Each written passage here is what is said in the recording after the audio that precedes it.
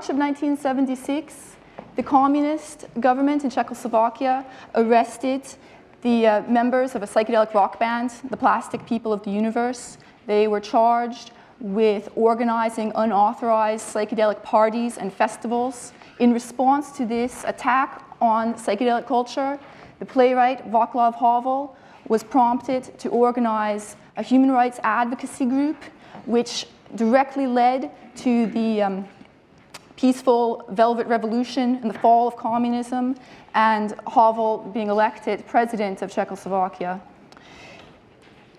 Havel said that this attack on psychedelic culture, psychedelic music, was, quote, an attack on life itself, on the very essence of human freedom and integrity.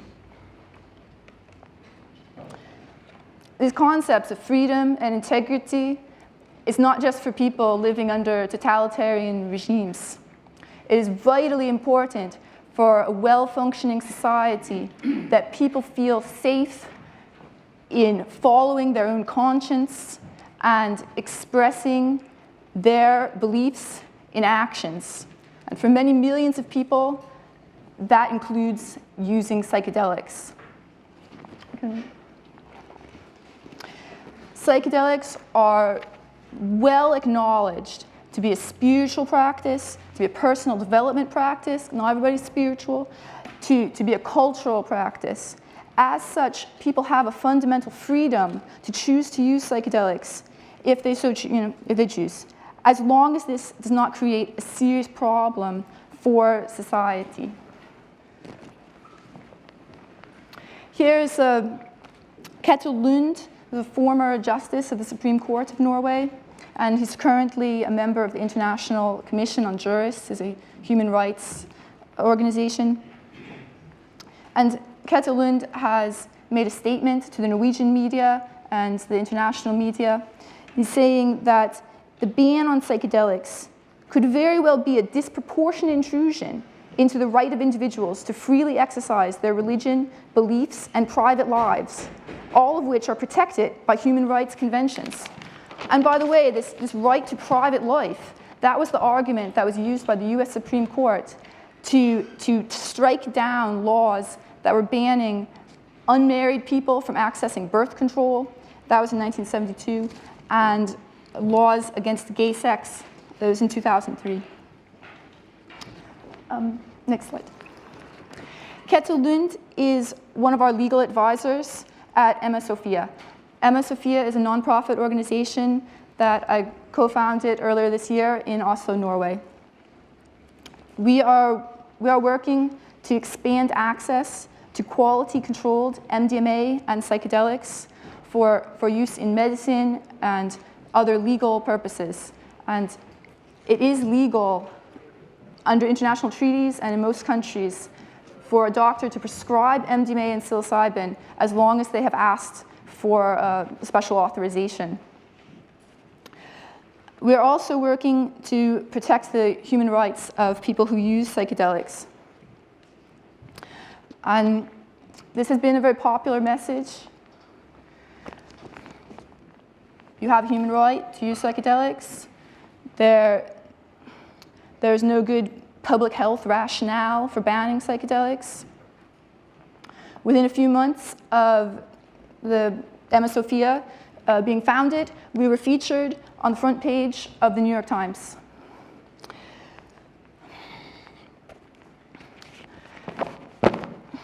This idea that that the drug policy should be based on human rights and that drugs should be legally regulated is a mainstream idea now within drug policy. There was a report by the UN Development Program in March of this year where they are calling for, they're saying that drug policy has failed, it has actually increased harms, we need to have new approaches, and we need to respect human rights and fundamental freedoms. And in May of this year, Kofi Annan, former UN Secretary General, and the one of the leaders of the Global Commission on Drug Policy, gave a powerful speech to the World Health Organization where he argues in favor of legal regulation of drugs to protect public health, that consumers need to be aware of what they're taking. And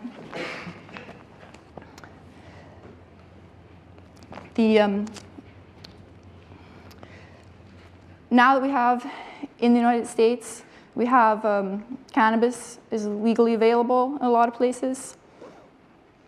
It is very possible that the UN drug treaties will soon be revised or reevaluated to explicitly allow countries to to implement systems of legal regulation of controlled drugs. There's going to be a major meeting in April 2016, a meeting to set the future for UN drug policy.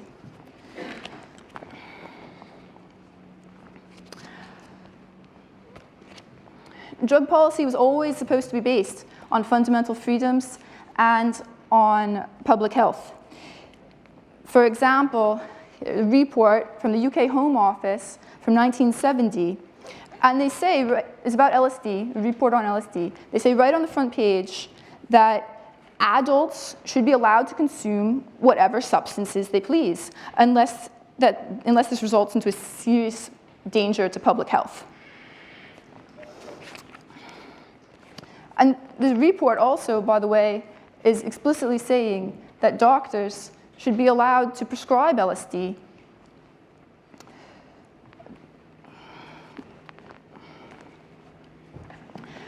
The UK Home Office report also explicitly mentions that use of LSD is a sincere spiritual practice. This was widely acknowledged even 50 years ago.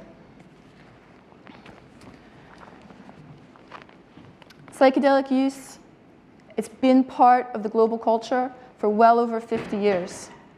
If you think about it, just use of LSD and psilocybin alone, it's got to be, at minimum, 500 million doses have been consumed. We have a lot of extensive human experience with psychedelics. We know a lot about the impact on society and public health.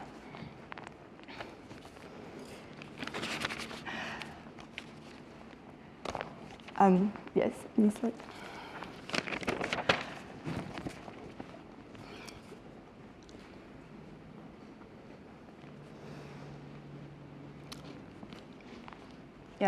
Yeah, so just today, a lot of people, when they use psychedelics, it's for mystical experiences, for introspection, for creativity. These are reasons that people use psychedelics now. Okay.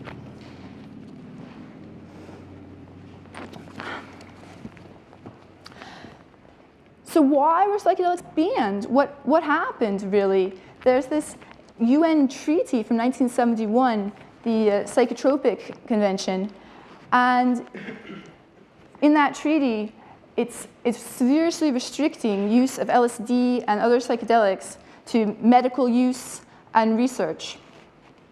And the plants and mushrooms are not covered by the treaty, but governments have used this treaty as a justification for banning psychedelic plants and mushrooms. And it's based on this assumption that there has been a harm assessment by the World Health Organization, and the World Health Organization has supposedly decided that it is a good idea to prohibit psychedelics. I have looked into this, like what was the actual justification used? Where is this harm assessment? They cite a bunch of sources, but when you actually look at them, there's not even any examples of harm cited by the World Health Organization for mescaline, for psilocybin, or for DMT. And there's very few examples given for LSD.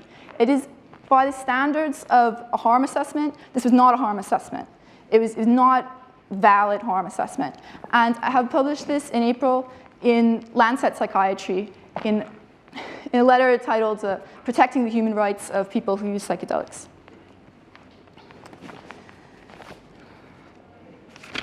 So what is a harm assessment? When you've got to look beyond just worst case scenarios and put risk in perspective.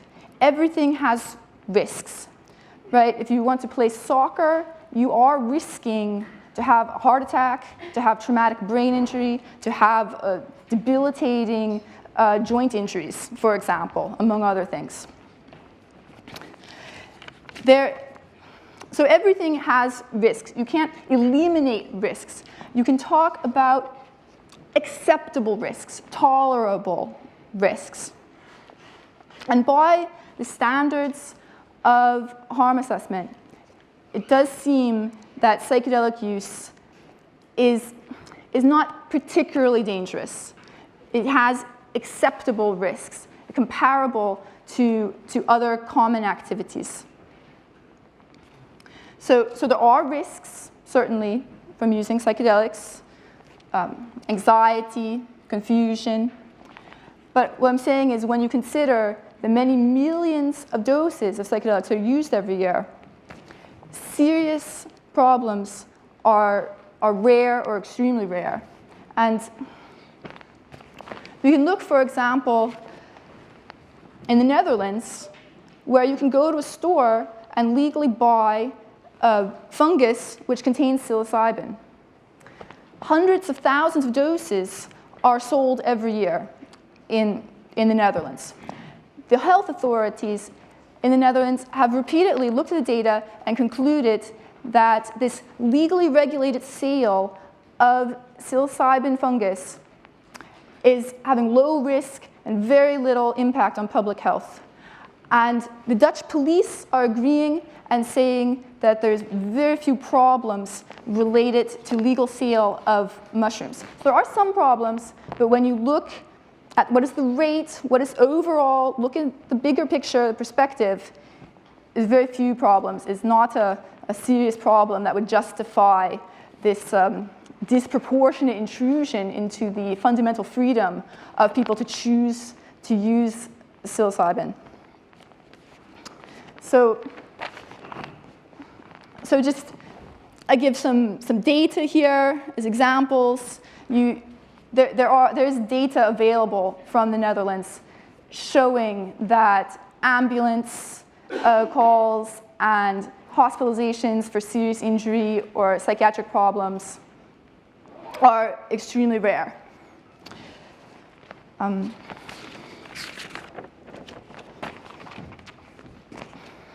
Also, what about long-term mental health problems? Overall, there's a lack of evidence that psychedelics increase the risk of mental health problems. There are some people who will say that psychedelics have increased or exacerbated mental health problems. Other people say that they have found long-term benefits from using psychedelics. We did 2 large population studies using data from the United States, from surveys of 130,000 people each. And after if you consider other risk factors such as childhood depression and traumatic experiences and other drug use, using psychedelics does not seem to increase the rate of mental health problems. So on a variety of measures. And this is, you could say like limitations, but it is consistent with the generally accepted idea amongst experts that there is a lack of evidence that psychedelics cause mental health problems. And if you look at most textbooks and most drug information fact sheets given out by governments, this is consistent with that.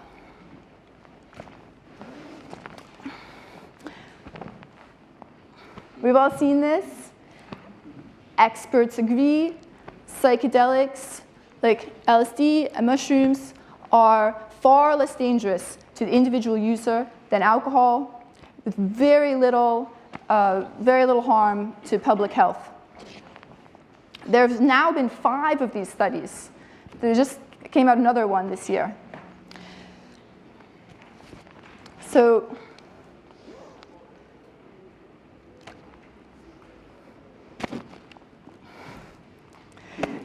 yes,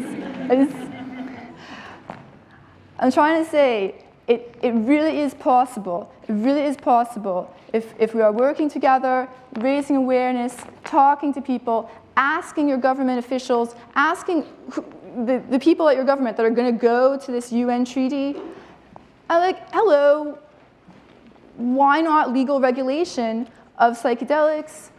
It's a good idea. It's good for public health. It's going to improve our society. And thank you. Yeah.